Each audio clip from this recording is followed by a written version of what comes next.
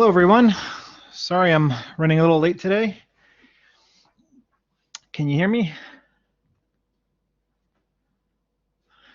Great. Okay.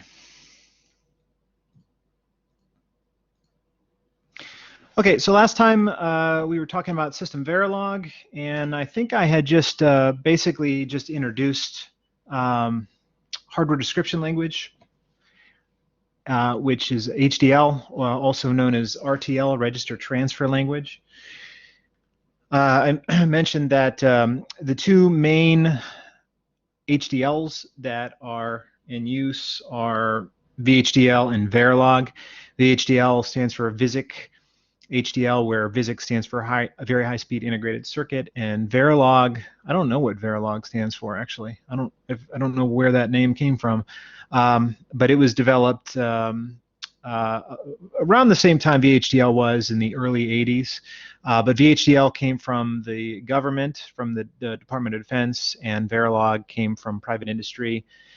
They have very different syntaxes, but their semantics are the same.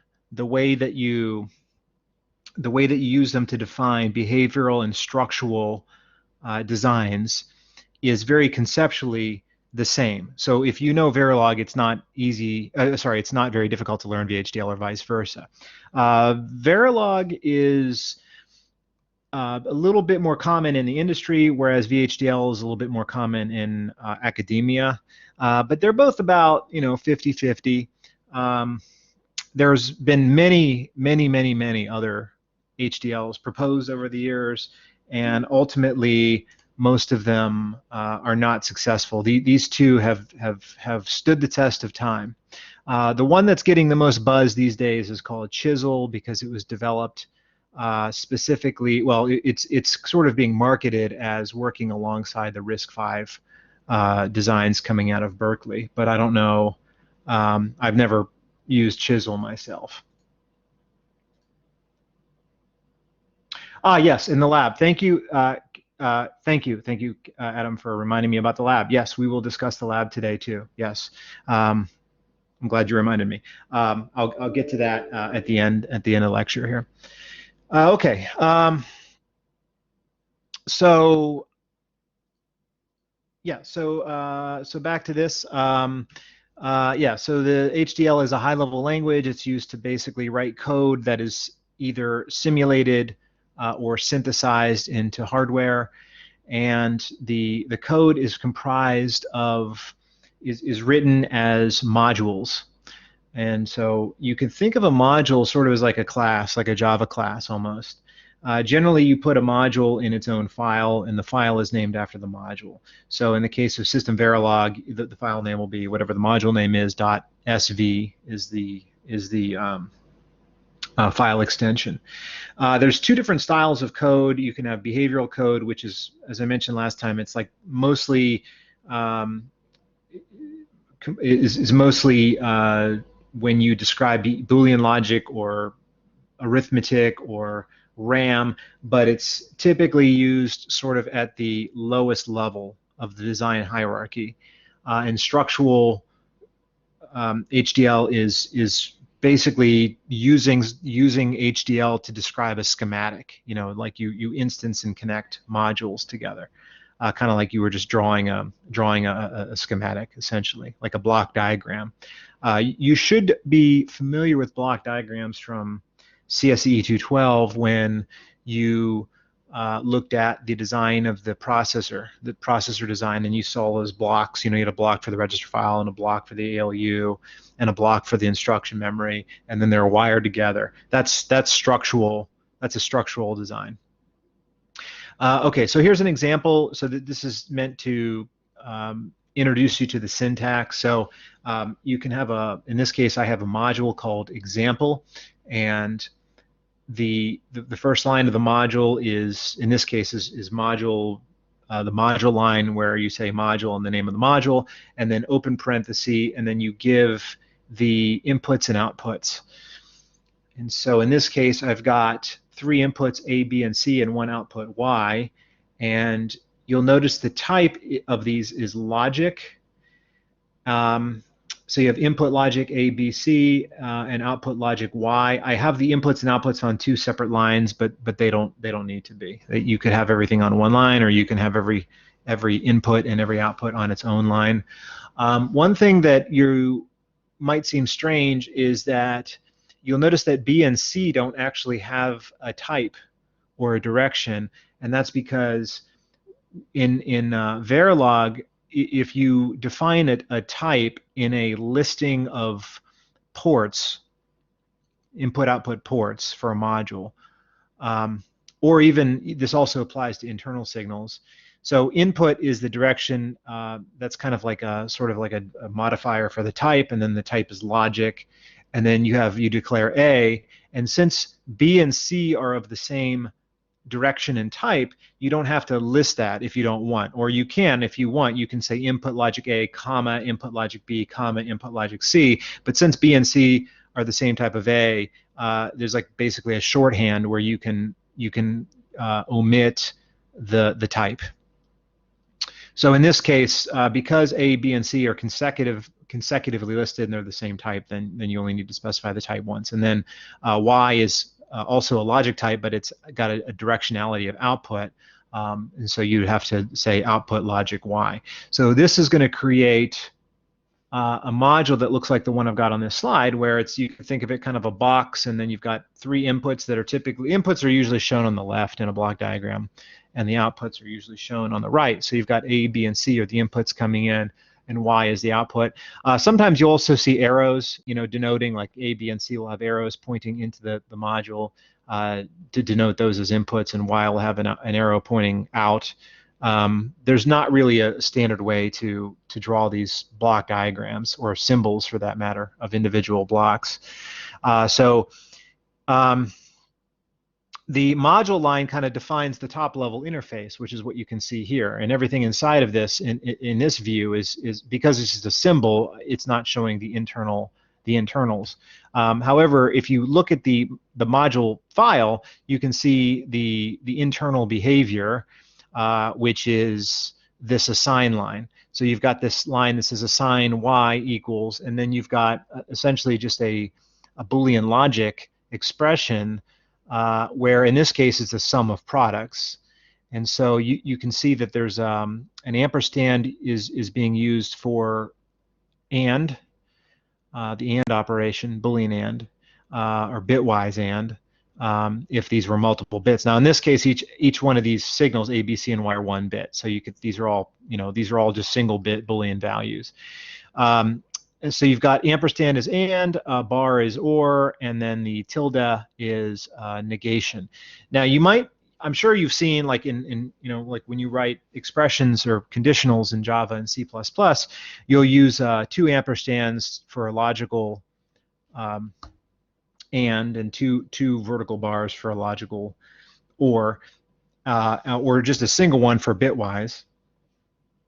And so typically, in this case, we're using the bitwise operations, but Verilog also has the logical versions as well. The tilde is the bitwise complement, as it is in, I believe it is the same way in Java and C.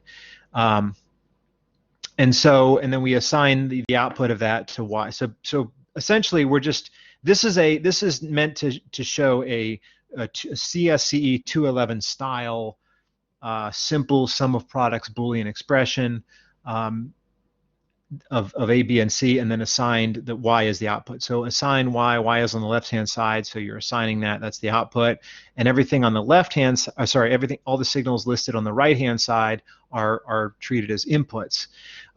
So you've got essentially a module here that has 1 line of behavior in it, which usually you might not have it. It's also common that if you have a simple piece of behavioral code, or 1 line of behavioral code in this case, you wouldn't necessarily put it in its own module. But as a designer, that choice is up to you. If you want to divide your design up into, in this case, a fairly fine-grained small module, you can do that. You can write a module and for this relatively small amount of logic in here. The advantage, of course, is that having it like this allows you to reuse it. You can take this module and you can put it down as many times as you want, and you can get reuse out of this. So you have one line of code that's reused multiple times.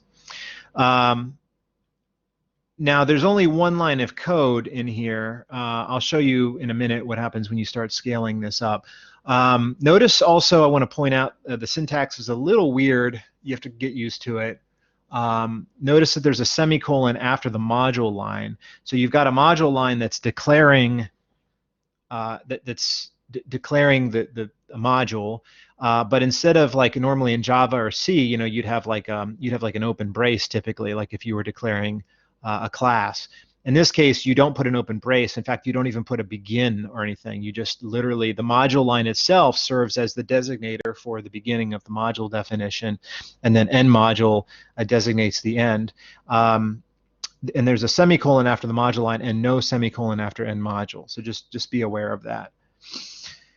Okay, so then if we were to simulate this, how would that work? I mean, would we run it and expect some printouts or something? Like, you know, no. In fact, when you simulate a Verilog or SystemVerilog or VHDL module, or in the case of VHDL, they're called entities, but it's the same idea. It's just a different term. Normally, the most common way to sort of peer inside and see what's going on is to use a waveform. So you could, for instance, take this guy and simulate it, and then look at A, B, C, and Y on what appears to be kind of it's a plot where the horizontal axis is time, and each one of these guys, A, B, C, and Y, are shown as essentially square waves with, you know, 0 and 1. 0 being low and 1 being high, and they're shown kind of like it looks kind of like a spice output sort of, except it's all binary, it's all discrete. And you'll notice that this is showing transitions from 0 to 1 and 1 to 0, but those transitions are instantaneous, because we're only simulating the functionality. This is not incorporating the rise and fall time or any kind of logic delay, which, as we know from the last lecture, you're always going to have logic delay with these guys, and even rise and fall delay. You know, you're not going to have a straight straight square wave. You know, there's going to be, you know, these are all fundamentally analog signals in reality, but this is a behavioral discrete simulation. So you see these really nice, you know, square waves in here. Now you might look at that and say, well, wait a minute, hold on. I get why Y is changing, because Y is you know, the output of this module, and the module is responsible for setting the value of Y. But what's setting the value of A, B, and C? Well, that's not shown here, because when this simulation was run, whoever ran the simulation told the simulator to force the values of A, B, and C, or they might be running this module within the context of a test bench, which we'll talk about later. But a test bench basically will provide input values, and then the module that you're testing is providing the output value. So you'll notice that A, B, and C are all changing. C is changing the most frequently. B is changing at one half the rate of C, or, you know, it's changing for every 2 times you get a bit on C, you're getting a bit on B, right? And then A is also changing, you know, twice as infrequently as B. So what you end up with is this counting sequence where A, B, and C is essentially a counter, where A is the most significant bit and C is the least significant bit. So if you were to look at this waveform, if you were kind of to draw an imaginary vertical line, you can see that A, B, and C are 0, 0, 0, and then 0, 0, 1, and then 0, 1, 0, and then 0, 1, 1, and then 1, 0, 0, and then it counts up all the way up to 1, 1, 1. So there's 8 possible combinations of A, B, and C, and all 8 of those are being driven, and then you can see the resulting value of Y. So you can almost think of this as a truth table. Essentially, you could take this waveform and translate it into a truth table. For each of the 8 sort of configurations of A, B, C, and Y, that would be all 8 rows of the truth table for, you know, the 3 input bits.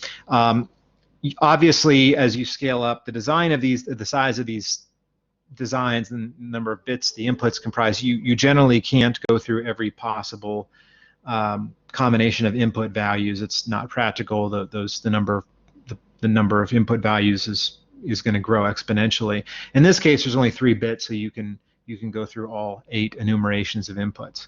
But generally speaking, testing is difficult because you can't test every possible input, so you have to choose which test cases you want to test, and that can be tricky, because if you can potentially miss a test case that would expose an error. Okay, and then so that would be the simulation part, and then when you synthesize this, you use a program that would convert this into a form that could be implemented in hardware. So in this case, this is being converted into a gate level structural design. So this is behavioral code because it's an expression, it's a Boolean expression, and it gets kind of lowered down into a gate level netlist or a gate level schematic when it's converted into hardware and synthesized. So the idea with synthesis is that you take your Verilog designs in whatever form they may be in, and your goal is to convert them ultimately into a structural design where the individual pieces of the structure are whatever the primitive components available on the chip are, or on the FPGA. So it could be logic gates, or generally it's logic gates, or on an FPGA, which is a reprogrammable logic chip. It's lookup tables. So basically it's you're lowering everything down to gates. Now the problem though is that you can, I already sort of implied that you can instantiate modules within other modules. So when you go through the synthesis process, whatever sort of hierarchy you have in your design, where you have modules inside of modules inside of modules inside of modules, ultimately those all get flattened into one huge mass of gates and wires. So what that means is that if for any non-trivial design, if you were to try to look at the gate level description that's generated, you wouldn't be able to make heads or tails of it. It would be, extremely complex, as shown as a gate level netlist. I mean, you can write a fairly short Verilog program that would generate lots of gates, and it would be impossible to read. And so that was the problem with Verilog and HDLs, as I was describing last time, is that sometimes it's hard to imagine how your code would be translated into gates, especially when it comes to trying to figure out timing problems, and why when you go to implement it, why you may not be able to run it as fast as you might want to. Okay, so a couple sort of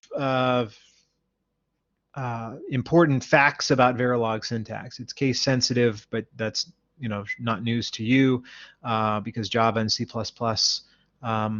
are case sensitive. You're used to that. The reason why it's highlighted here, though, is because VHDL is not case sensitive.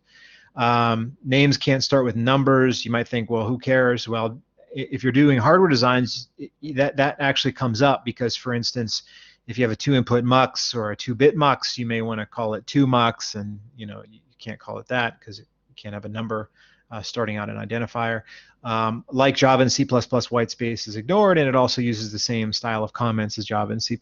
You got single line comments that begin with 2 forward slashes, and then multi-line comments that begin with / and end with */. Okay, so now let's take a look at some a little bit more complicated design. So in this case, we have 2 modules, and these would normally be in 2 separate files. They don't have to be, but that's typically the convention that's used. But in this case, I'm showing them both on one slide. We've got something called my design and something called and3. Now, in order to understand what's going on here, you need to first be able to understand the relationship between these guys. And3 has one line of code, behavioral code in it, and does not instantiate, it doesn't instance any other modules, which means that and3 is a leaf node, meaning that it's the bottom of the hierarchy. It doesn't have, there's no modules inside of and3. But if you look at my design, it actually instantiates an and3 module. So my design is the top and and3 is the bottom. So you could think of, in this case, you can use my design as the top level design. So whenever you simulate or synthesize, you specify the top level design, and then it's the process follows from the top down. So my design is the top. And again, how would you know that? Well, you basically have to kind of map out the relationships between these modules. Now, as far as the syntax goes, there's actually a syntax error in there. Why is there no semicolon there? It's weird. As far as the syntax goes, we've got module my design, which has no inputs and outputs. Now that's kind of uncommon, not to have any inputs and outputs. If you don't have any inputs and outputs, that's usually if you're designing a test bench. Because in the case of a test bench, the module generates its own inputs and outputs, but you generally can't synthesize a test bench. Those are usually for simulation only. Whenever you do any kind of hardware design that is meant to be actually realized as real hardware, generally you're gonna have inputs and outputs that go out to the pins of a chip, and then you're going to put that chip down on a circuit board and connect the pins. In this case, my design has no inputs and outputs, so it's kind of there's no external inputs or outputs. Then internally, though, we declare A, B, C, and N1 as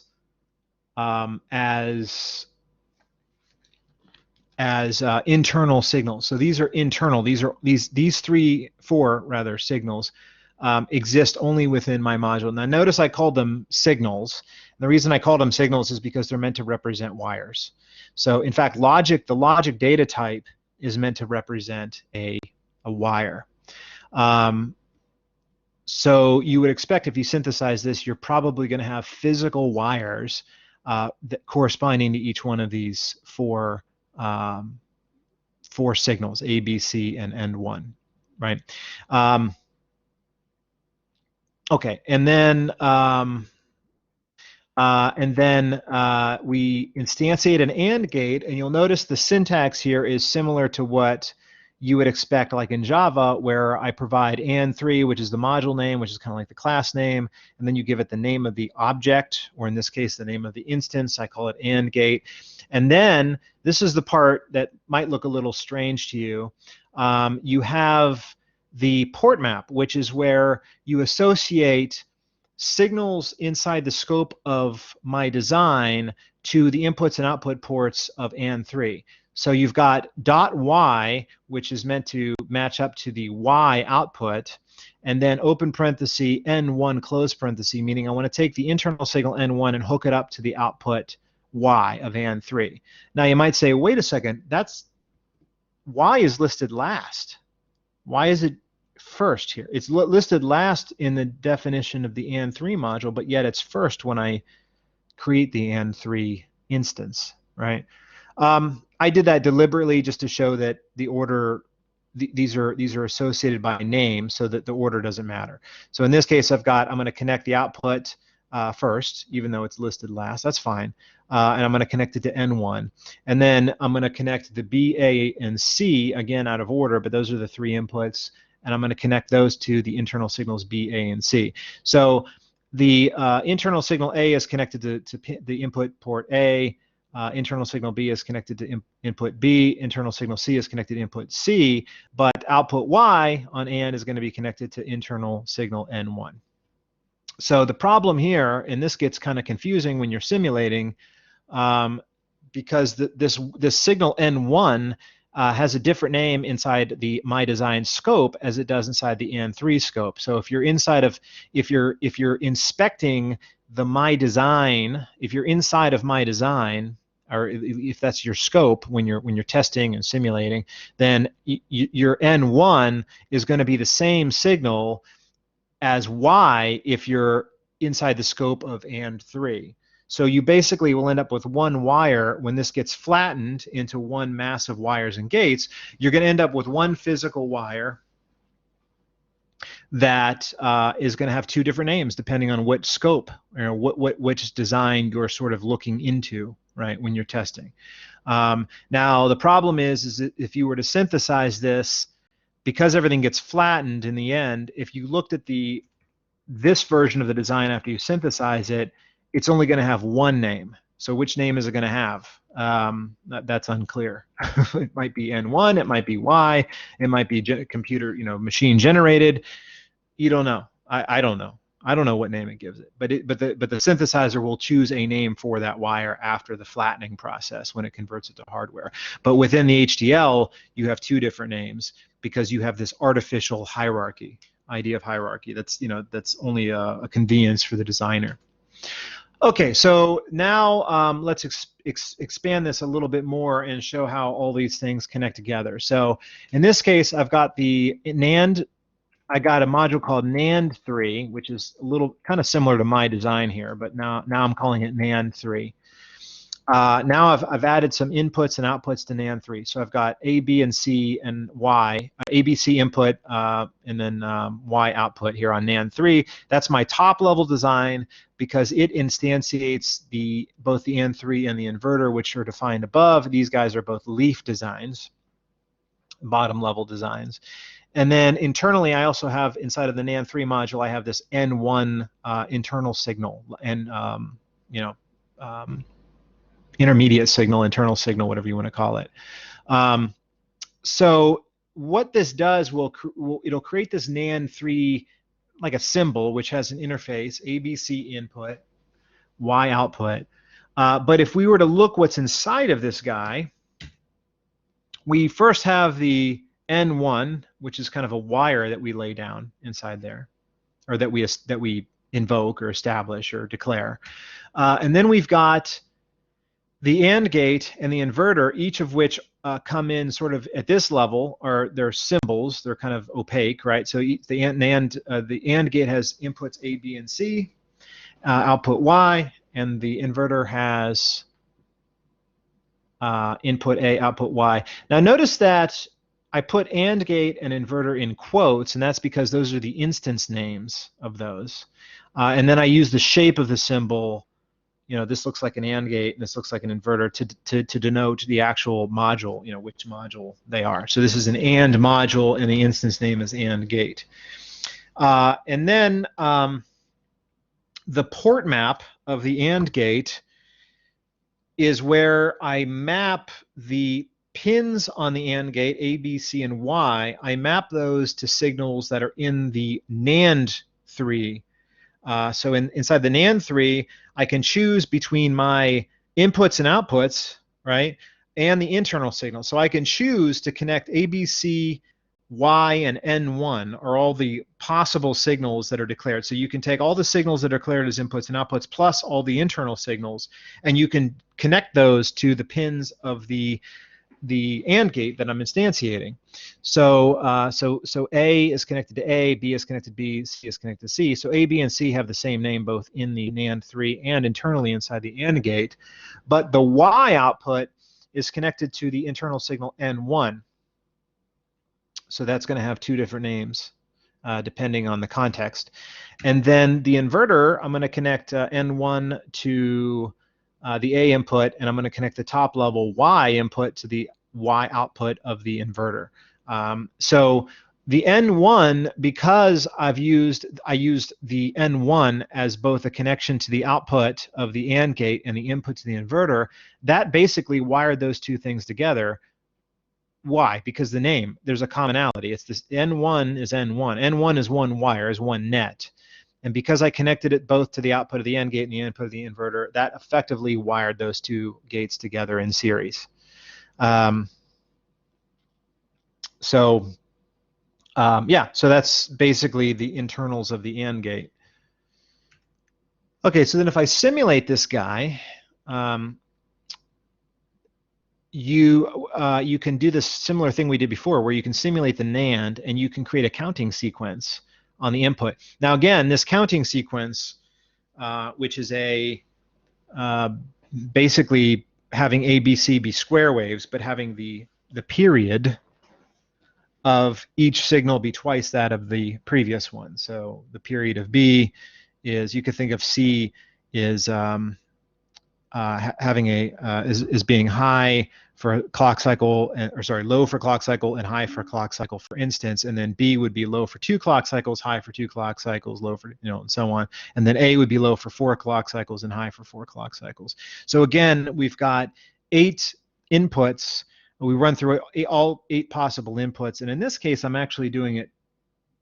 Let's see, I go through all 8 one time, 2 times, like 2.5 times, and then you can see the value of Y is being changed by the NAND3. So A, B, and C are being changed by whoever's simulating this through the simulator, through simulation commands, or through a test bench, if you have a test bench. So some other entity not shown in this slide is responsible for stimulating the A, B, and C inputs, and then the Y is being driven by the NAND3 module. And then I'm seeing the result of all that in this waveform.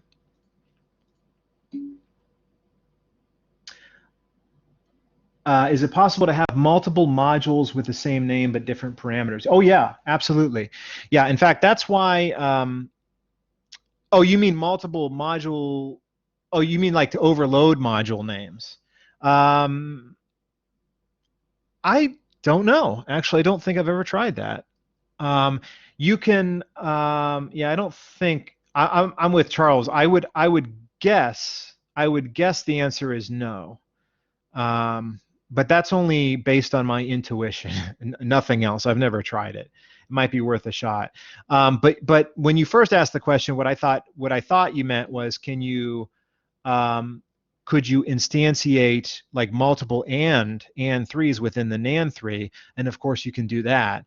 You would just give the instances multiple, different names, right? You so you give AND gate 1, AND gate 2, and you can even write a something called a generate loop, which would statically generate, an array of AND gates without you having to copy and paste a bunch of times. That's a feature that's available both in Verilog and VHDL. Now notice, you might say, wait a second, where does the actual name come into play here, though? AND gate and inverter. Are those important? AND gate and inverter? The names of the module instantiations? No, they're not. They'll show up in the simulator. They're useful when you're simulating because you can see, you can use that to drill down into specific signal scopes. But in the actual hardware, when you synthesize this, the names are not important. And in fact, I don't even think you can reference module instantiation instance names in the Verilog code. So you have to name them, but you don't actually ever end up referencing those names in the code, at least not in my experience. There might be some feature where you can do that, but in general, you give it this AND gate, and you generally are not going to refer to that by its module name. You'll instead, interact with it through its pin map, its signals, its input and outputs, and then the inverter. Yeah, same thing with the inverter there. And then the other question, what if you connected N1 to the output of the inverter? Would it break or not run? That's a great question. I like that. So if you connected N1 to the output of the inverter, that would be a problem because the N1 signal would then be double driven. So one thing that I was going to get to, and this is a really important point for Verilog.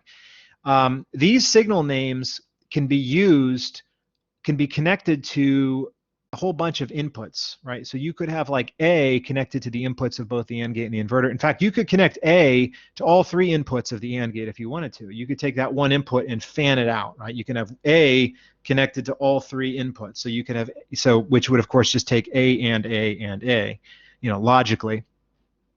No problem though. And you could have A also connected to the input of the inverter.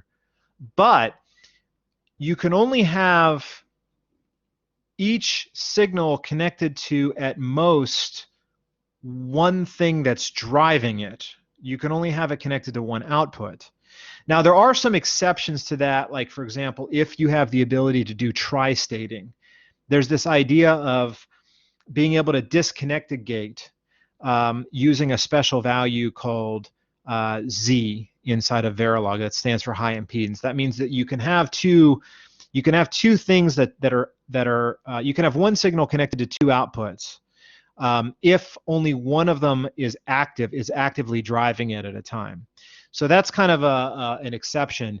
But in general, if you're not tri-stating any signals, you generally can only have, each signal can only be set or driven by one thing at a time. Now you might say, well, wait a second, I mean, A, B, and C aren't being driven by anything. Well, that's correct. A, B, and C are, because they are top-level inputs, they are being driven by the simulator or by the test bench, by some unseen entity here. Someone is stimulating those guys.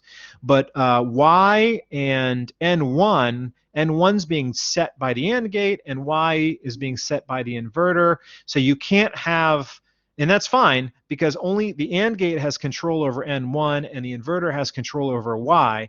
But if we did what Alexander asked and we connected N1 to the output of the inverter as well as to the AND gate, then if the AND gate were to try to pull it high and the inverter were to try to pull it low, or vice versa, then the simulator would show that as an X. You'd have a red X inside. You notice all those waves are green. The green color is significant because green stands for a normally driven signal. Red is a double driven or an unknown, uninitialized signal if it's coming out of a memory element. And blue is used for Z, which is a high impedance, or a don't care. So these things are color coded. But if you double drove it, you'd get a red X. Now you might say, wait a second, what if you were double driving a signal, but they were both drivers were pulling the same way? They were both setting the signal to 1 or to 0. And I believe if that happens, then the simulator won't detect. It won't detect the conflict because there's no conflict. You've got two entities driving. And by the way, when I say driving, what I mean is there's two ways you can drive a signal. And notice that there's an assign statement in the behavioral code that will be used to drive a signal on the left-hand side of the assign statement. The other way to drive a signal is to have it connected to the output of a module's output, right? So N1 is being driven by the AND gate here, although ultimately if you drill down, it's being driven by this assign statement inside the AND3 module. But anyway, you wouldn't want to have two modules driving the same wire or setting the same wire, because they could go into conflict if one tries to set it to 1 and the other one tries to set it to 0. And if they set it the same way, then you might not notice it until they go into conflict.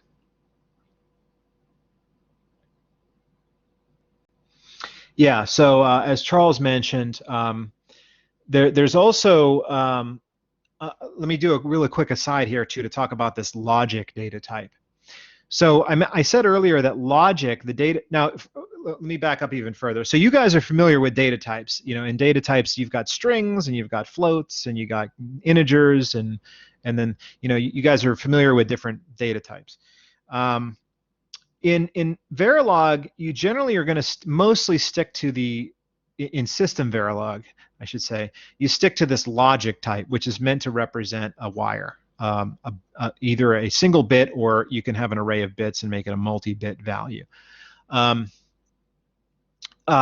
So basically, logic is supposed to be a binary value, right? A binary value.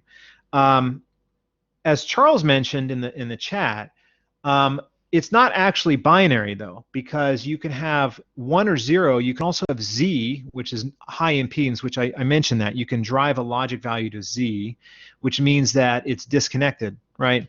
And so so 1 is supposed to be VDD, voltage-wise. 0 is ground, 0 volts. If it's Z, it's floating, meaning that if you measured a Z value with a voltmeter, it would be floating. So it would be, I don't know what you'd see. You might see it would be disconnected, so there would be no voltage driving it. So it would be floating. It would be, you know, sort of unknown, unclear, right? So Z is used for if you want to set something to Z, would disconnect it, right? We're not going to do that in this. We're not going to use Z values in this course. That's a little bit outside the scope of the course. Then you can have an error value, as I mentioned. There's an X. A value can be X. X. Now, this is one difference between Verilog and VHDL that I prefer the way that VHDL handles it. So in Verilog, an X means it could mean conflict. You can mean that you can have a signal that's being driven as a 0 and a 1 by two different things, two different entities, or two different lines of code, two different outputs of modules, whatever, two drivers, right? So X could mean conflict. X can also mean uninitialized, right? So you have an output of a register, you didn't initialize it. So the simulator is like, I don't know, it would be random in reality, because it would be a random value because it was a memory that wasn't initialized. But X is also used for don't care. So if you can set a value to X inside your code, which the compiler would interpret as a don't care. It means, you can use this to optimize, like you guys did in 2.11. You guys used in Karnaugh maps in 2.11. You could use the don't cares to form implicates or not. So there's X means several different things. That kind of stinks, but it's because X is used for different things. But what you end up with is a 4 state. Charles said 4 state, so it's a 4 state. Now in VHDL, there is they break it out. So instead of using X for all that stuff, they still have X, which means conflict, but they use U for unknown or uninitialized, and they use a hyphen for don't care. So VHDL handles that a little better. They add, I guess it's like 6 state, right? So, but anyway, in Verilog, there's 4 different values. And as Charles said, if you interface Verilog to C, which we only recently started doing in our group using a tool called Verilator, then it causes issues. But if you simulate it, then it's no problem. You can see all those different values. Now, there's another data type in Verilog called bit. And bit is just 0 or 1. There's just 2 state. Now, why would you use logic? Why would you use bit instead of logic? I don't know. I've never run into a case where that was ever appropriate. I don't know why anyone would do that, because it would obviously open the door for missing errors. So I don't know why you'd use bit, but bit is a data type, but most people, it's much more common to use logic. And there are other, you can use integer too. There's other data types as well. But in this class, we're mostly going to be using logic, because logic is, we use logic because we're trying to focus on synthesizable code mostly, except for the odd, the test bench that's used for simulation only. So hopefully that didn't confuse you too badly. But that was thank you for asking that question. Alexander, thank you for asking that. Okay, so I know there's a lot of, I understand that there's a whole lot of nuances here, and it might be a little overwhelming, but I'm trying to, this is obviously a complex topic, and I'm trying to kind of ease you in as simply, as easy as I can. But this is tough. HDL programming is a very highly specialized skill. There are very few people in the world that can do this as compared to, say, programmers in general. So this is a much different experience than writing program code. This is actually hardware design. And so by having this skill, obviously there's less jobs for people that write Verilog, but those jobs are, very, very high paying. So that's kind of the idea. But in this class, I'm just trying to give you an introduction to it. Okay, if you have any other questions, please ask. That was great. Okay, so this slide shows another module with some simple behavioral code consisting of some assign statements. There's a few important differences with this one, though. One is we have 5 different outputs, Y1 through Y5. Each of those is driven by its own its own assign statement inside the module. Okay. So what does this mean? This means that each of these lines of code are operating in parallel. So all those assign statements represent essentially having one, an AND gate, an OR gate, an XOR gate, an AND gate, an OR gate that work in parallel, and they all drive their own output of the module. And I'll talk more about that notion in a minute. Now notice the AND, the OR, the XOR, the NAND, and the NOR. All of this syntax should be familiar. This is just standard Java/C++ syntax. The other difference with this one is that we've switched now from single bit values to multi-bit values. Now this is the part, this is also, to me, and I don't know, maybe I'm just dumb, but this always, I've been doing this Verilog and VHDL stuff for, well, since the late 90s. And to this day, this syntax still trips me up sometimes because it's so different from every other language. The problem is when you switch from Python and C++ and MATLAB, and then you go to Verilog and you go back, this array syntax will always trip you up as you switch between languages because it is so different. So in order to define a signal as having multiple bits, in this case 4 bits, you say 3:0. Also, notice that the 3:0 comes before the name of the signal when you declare it, as opposed to after, which is every other language I think ever developed. So the syntax here is input logic bracket 3:0 bracket A, which defines a 4-bit signal called A. That's all that does. Now, why in the world do we need 3:0? Why not just say 4, like you would in C or Java? Why 3:0? I don't know. I don't know. I don't know why they use that syntax and why it's never been changed, even though they constantly update the language spec. It's weird. And why do they put it before A? And if you write, it doesn't matter how good you are with this stuff. If you go from C and then you go back to Verilog, you'll probably make the mistake of putting this after A, and say logic A then 3:0, or you might even say 4. So that's I think it's weird. But basically, it's just establishing A as a 4-bit signal.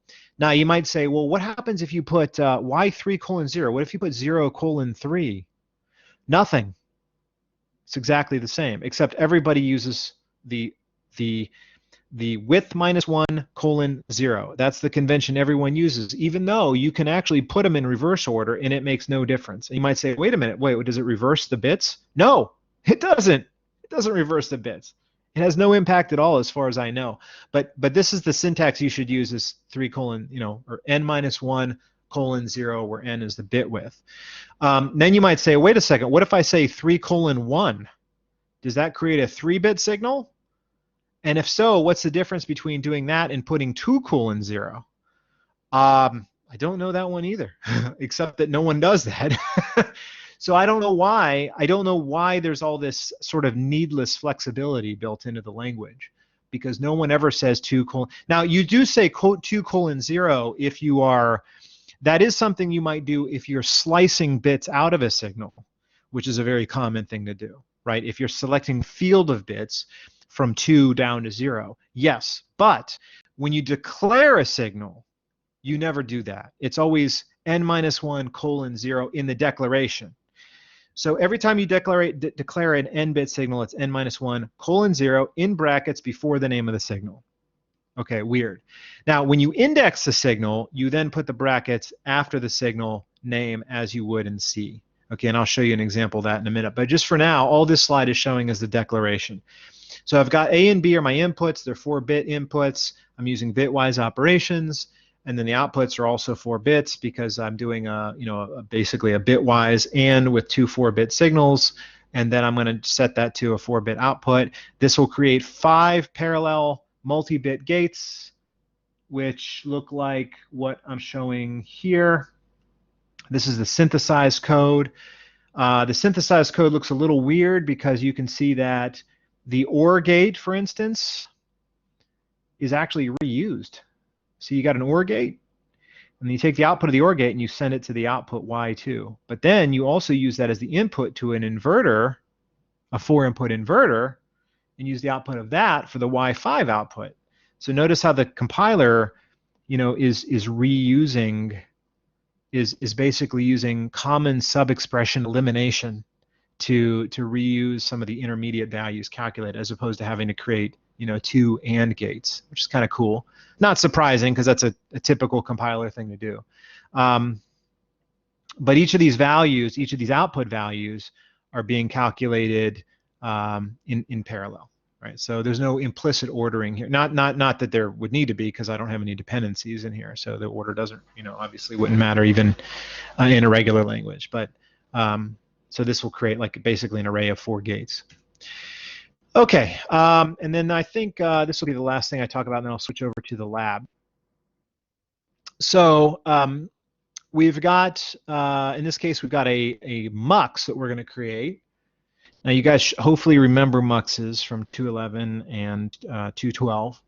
A mux is what is usually called a digital building block. Muxes, gates, and decoders and encoders and demuxes, and lookup tables, that kind of stuff. Those are very fundamental. Like a full adder. Those all fall under the umbrella of digital building blocks. They're very commonly used primitive digital logic operations. So a multiplexer is a module that has multiple inputs and 1 output, and a select input that basically, based on the input of the select input, you'll take one of the inputs and route it to the output. So multiplexers are the way that you establish data paths in a CPU. This is how CPUs fundamentally work, by kind of steering data around dynamically at runtime using multiplexers. So basically each instruction in each clock cycle in a CPU, you'll have a different configuration of all the multiplexers, which will allow you to create data paths and be able to basically resolve instruction execution down into a series of data path operations. So yeah, hopefully you remember that. Hopefully that's you're not too rusty with that, because I guess it would have been, wait, what is it, spring? So you probably took that last spring. So, well, 2.12 last spring. So it's been a year since you've seen 2.12 and a year and a half since you've seen 2.11. So it's not too long. So now if we look at the Verilog for that, we got a module called mux2. Now this is kind of confusing. Why is it called mux2? There's 4, these are all 4-bit values. Should be called mux4. Yeah, but there's 2 inputs. So it's a 2-input mux, but the inputs and output are 4 bits. So it would be nice if we could work the 4 into that somehow, but it's more important how many inputs there are, I guess. So mux2. Input logic 3 down to 0, D0, D1, those are the 2 inputs. Input logic S, notice that D0 and D1 are 4 bits, but S is only 1 bit because S is only selecting between the 2 inputs, even though the 2 inputs are 4 bits each. And then the output is also 4 bits. Now you might say, why did I have to say input logic before S? I already had input logic before D0 and D1. That was because we had to change the width, right? So because I had to go from the 2 4-bit inputs and then the 1-bit input, then I had to put the type name in here for S. I don't think there's a way to work around that. I think just because, even though we're just changing the width, you still have to say input logic S, even though the previous 2 inputs were also input logic, but they were 4 bits. Okay, and then we have one line of behavior that says assign y equals S, and then a question mark, D1 colon D0. This is a trinary operator, so it basically tests to see if S is true or 1. Then I want to assign, this expression will evaluate to D1, in which case D1 will be assigned to Y.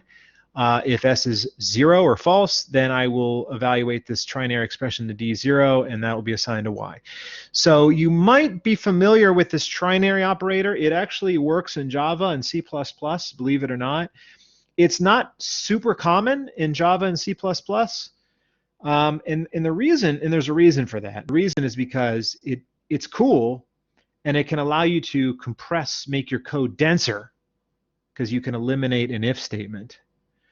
However, it makes your code less readable. Generally speaking, you shouldn't be like I am sometimes and try to minimize the number of lines of code because it makes it less readable and potentially more, error-prone, buggy. But in Verilog, the trinary operator is used a lot because you can't use an if statement, at least not outside of a what's called an always block, which is a special construct that we'll talk about a little bit later. But if you're not inside of another type of construct called an always block, you are not allowed to use an if statement, and so you have to use the trinary operator, and that's the reason why you see it come up very often in Verilog. In VHDL, they actually build this ability right into their assign statement. So they have in VHDL, they have this thing called when. You can say you can assign a variable to something when condition, and then else another condition. So the trinary operator is not commonly used in VHDL because that functionality is included in the syntax of the language as compared to having to put it inside this operator. If that doesn't make sense to you, then it's not a big deal. I'm going on a tangent here, but yeah, the trinary is basically used to make a mux, essentially, is what I'm trying to say. So the trinary pops up a lot in expressions because that is fundamentally a mux. So the compiler looks at that and says, oh, there's a mux. So I'll map the trinary to a mux, and that's basically what that does. So use the trinary operator anytime you need a mux, and you use a lot of muxes in hardware design because it's a building block. Okay, so I'm going to go ahead and stop there, and I'm going to pull up the lab sheet. So, sorry, give me just a moment while I do that. I didn't get that ready.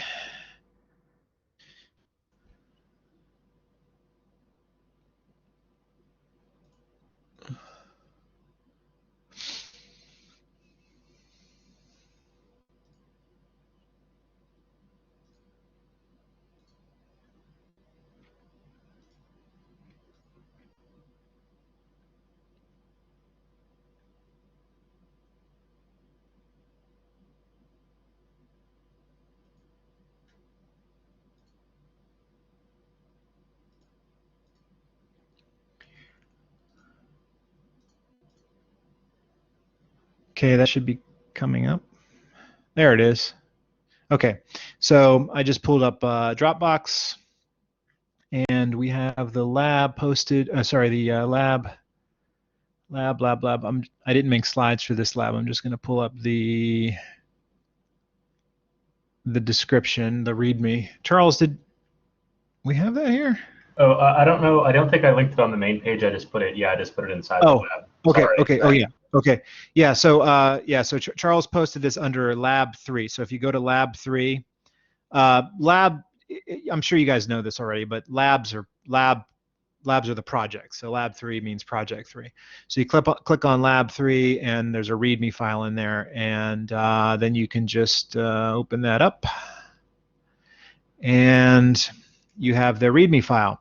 So the big difference here is that we decided to not do a programming project this time around. So we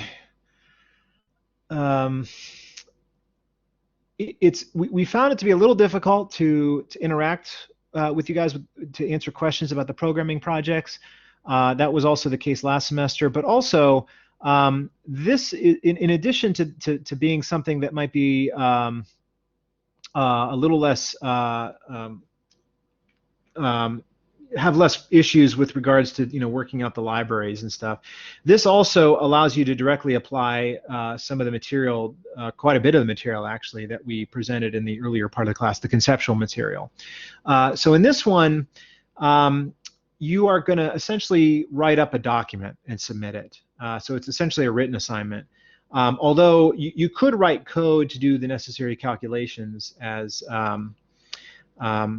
Charles did when he worked out the solution. He just kind of wrote a program to calculate all the necessary values. So that's legitimate as well. But what you'll be submitting is a document. So it's a PDF file. It's going to containing a report. You're submitting a PDF file with your report, and it's going to be responding to each of the sections listed below. So we have 3 sections. We have interfaces, scheduling, and queuing. So those match up to the lectures from the first part of the class. Just be, we're very flexible about how you format it. Just make sure that you use a reasonable, font and line spacing. So Charles recommends Times New Roman single space 12-point font. It's fine. And you may want to include figures, tables, code listings, and any other supporting material. So just put enough in there to respond to the questions.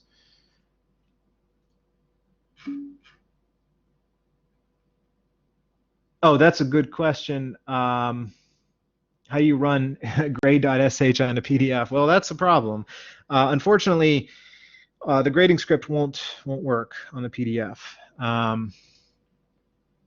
It'd be nice if it did, but this unfortunately is going to have to be graded manually by us. So it's going to be a little bit more subjective. Yeah, it's going to be a little bit more subjective, which isn't ideal. But but then again, it's mostly calculations. So there is actually a right and wrong answer. Okay, so the premise here is that you're designing a drone. And so part 1 is asking about the interface. So you have a drone, you want to control it with a single processor. Now, Charles refers to it, and Charles wrote up this document, and he refers to the processor as a microcontroller and sometimes an MPU. MPU stands for MCU, right? Microcontroller unit. And that's kind of the idea behind most of the lectures that we gave, is that we have this assumption that you have one controller that's controlling multiple things. Now that's not always the case. I mean, obviously, in fact, if you have a drone, it's probably more realistic that you have one dedicated controller just for the rotors, and another one for the flight planning, and another one for handling navigation and that kind of stuff. But we're going to try to simplify here a bit and assume that we have one controller.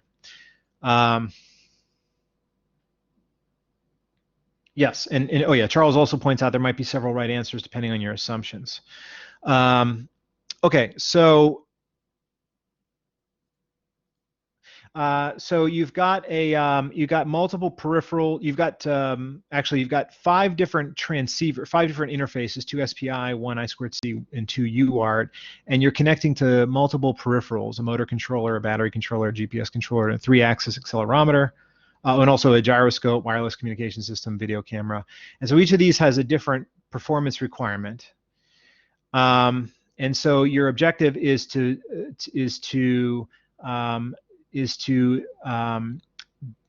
map each peripheral onto a specific interface on the MCU and describe why you did it. And this is a common thing you would have to do, because most peripherals, I shouldn't say most, but a lot of peripherals support multiple types of interfaces. You can connect with I2C or SPI, and in some cases UART. And so you discuss which peripherals you connect to which interfaces. The decision on whether which one you choose is going to depend on the constraints. There's performance constraints, and each interface has its own limitations. There's also a performance constraint on the MCU, and so you need to ensure that the mappings that you make are also will also allow the MCU to process the workload needed for each peripheral. And again, the MCU is not the Marvel Cinematic Universe. It's the microcontroller unit. I think of my first thought is, oh, that's the Marvel Cinematic Universe. The scheduling part is asking about scheduling.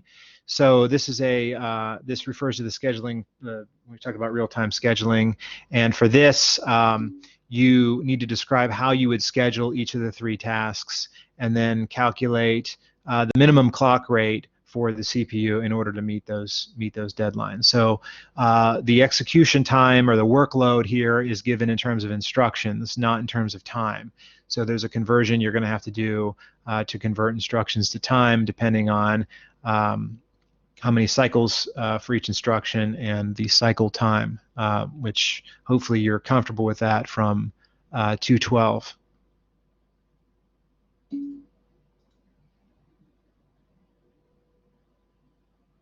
Yeah. How particular are the page counts if we're allowed images? We're not really, the objective is to get all the information across that you need. And so we're not, we've had in the past when we've done reports, we get, we get, submissions that are really short and really long. If you need to go longer because of images, then obviously I think that I'm sure Charles would be okay with that. Charles is going to be grading this, right?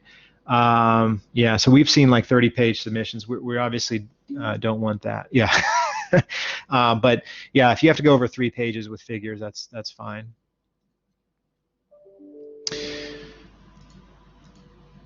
Okay, and then part 3 is queuing.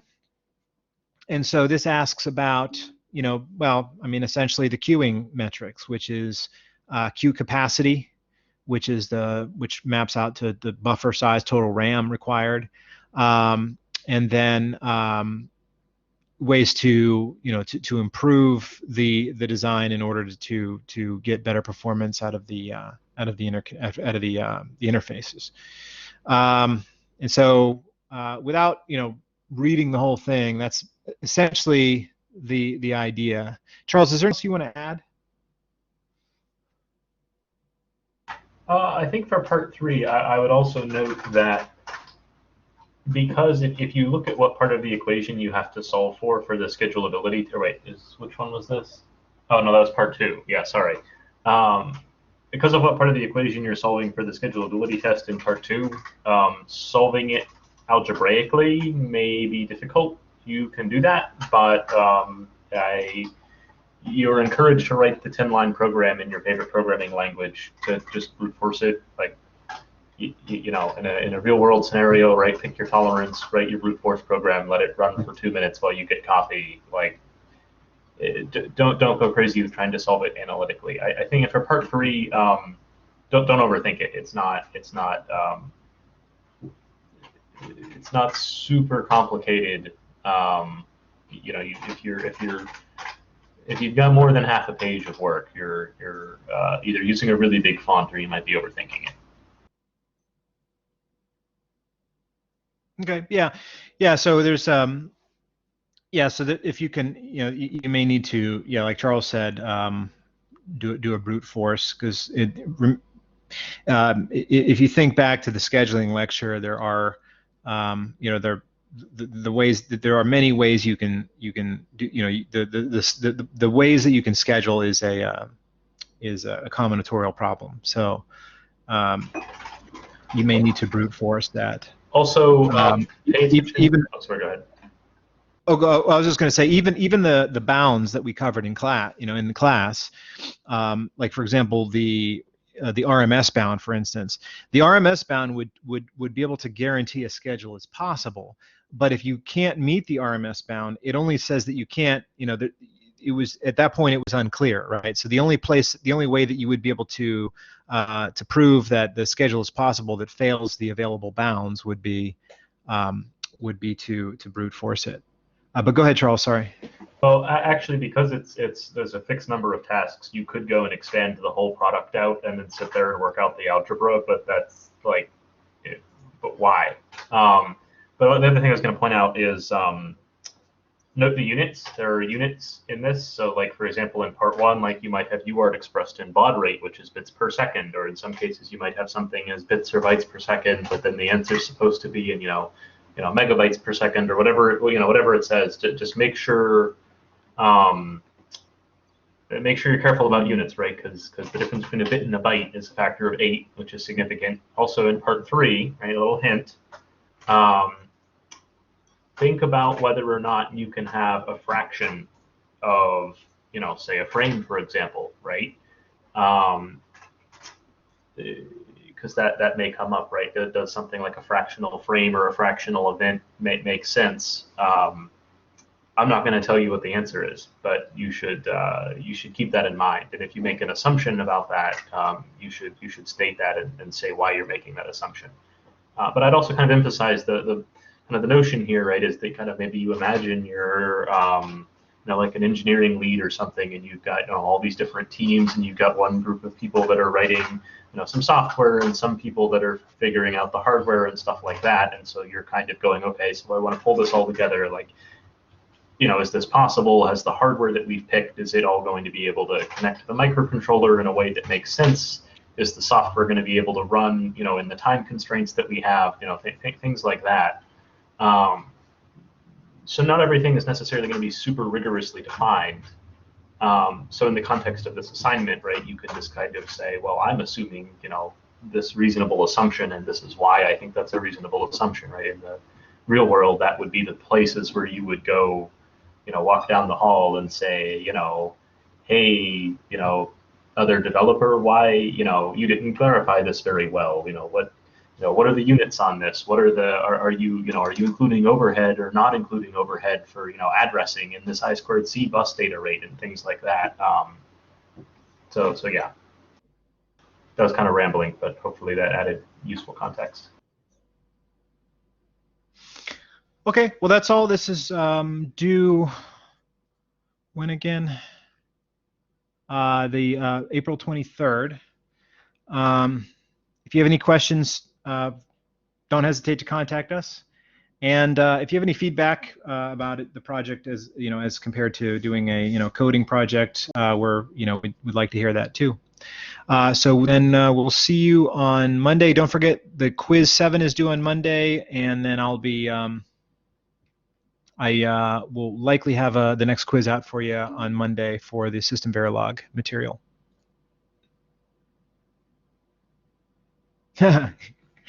Oh yeah, I forgot about Mortal Kombat.